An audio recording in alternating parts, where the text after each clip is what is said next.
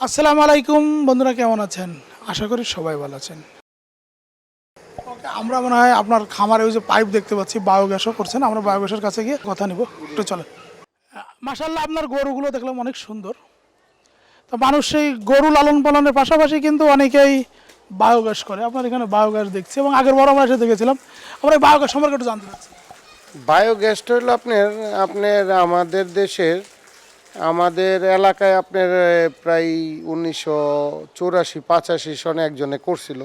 তখন অনেক লোক দেশ দেখতে আসতো যে এটা কীভাবে সম্ভব গোবর দিয়ে গ্যাস করা। পরে আমিও এই গরুর খামারের বিভিন্ন পত্রপত্রিকায় দেখা করার প্ল্যান নিলাম। পরে যোগাযোগ করার পরে ওরা বলল যে আপনি কত ঘনমিটারের করবেন, যত ঘনমিটারের বেশি করবেন তত খরচ বেশি। তো আমি জিজ্ঞেস করলাম যে 9 ঘনমিটারে কত খরচ যাইতে পারে। বললো 90,000 টাকা খরচ যাবে। তো আমি কই 90,000 টাকা খরচ গেলে কি কি ম্যাটেরিয়ালস দিবেন? বললো এই ম্যাটেরিয়ালস। পরে আমি বলছি 90,000 না, আমি 2.5 লাখ টাকা খরচ করুম, কিন্তু আমার জিনিসটা হইতে হবে মজবুত, মানে টাঙ্কি বাস্ট হয়ে যায় বা ফাইটা যায় এই ধরনের কোনো কাজ করতে পারবেন না, 5 ইঞ্চি গাঁথনি দিতে পারবেন না। এই যে সাইডেরা বানায় দিয়ে গেছে, আরও সাইদা ছিল, আবার আরেকজন আরও 2-3 জন ছিল আমার এইখানে, প্রায় 27 দিন ছিল। 27 দিন থেকেই গ্যাসটা বানায় দিছে। বানায় দেওয়ার পরে যখন গোবর দিয়ে শুরু করলাম আস্তে আস্তে দেখলাম যে পারফরমেন্স অনেক ভালো। কিন্তু এটা শীতের দিনে একটু কম হয়, শীতের দিনে গোবরটা একটু কম পচে, তো মানে গ্যাসটা একটু কম হয়। আবু সাইদ ভাই, আমাদের মহিউদ্দিন শাওন ভাই বললো যে আপনারা তাকে বায়োগ্যাস করে দিয়েছেন। আসলে বায়োগ্যাস করে দেওয়ার নিয়মটা কি?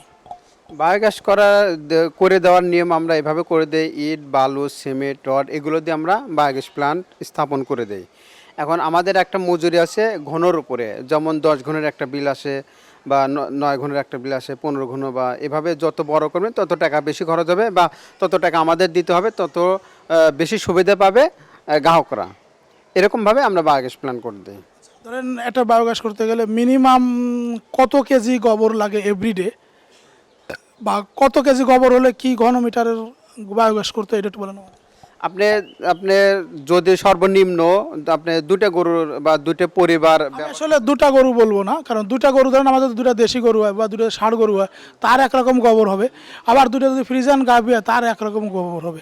আমি জানতে চাচ্ছি যে কত কেজি গোবর হলে, হ্যাঁ, যে কত কেজি গোবর হলে আপনারা একটা বায়োগ্যাস স্মুথলি চলবে। কারণ আমাদের দেশে কিন্তু প্রচুর মানুষ বায়োগ্যাস করছিল, দুটো গরু নিয়ে করেছিল, 4টে গরু নিয়ে করেছিল, 6টা গরু নিয়ে করেছিল।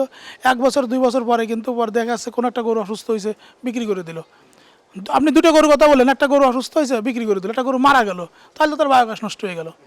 এই জন্য আমি চাচ্ছি যে আমরা কত কেজি গোবর, মিনিমাম কত কেজি গোবর হলে আমাদের বায়োগ্যাস প্ল্যান্টটা স্মুথলি চলবে।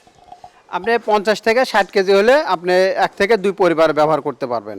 আপনি দেখা যায় যে রান্না তো সারাদিন করে না, একাধার ছেড়ে চলে যায় না, প্রতিদিন সকালে হতে 3 ঘন্টা, দুপুরে 3 ঘন্টা বা রাতে 3 ঘন্টা, এভাবে আপনি যদি সর্বনিম্ন 50 থেকে 60 কেজি গোবর হলে পারে আপনি 2টা পরিবার ভালোভাবে ব্যবহার করতে পারবে।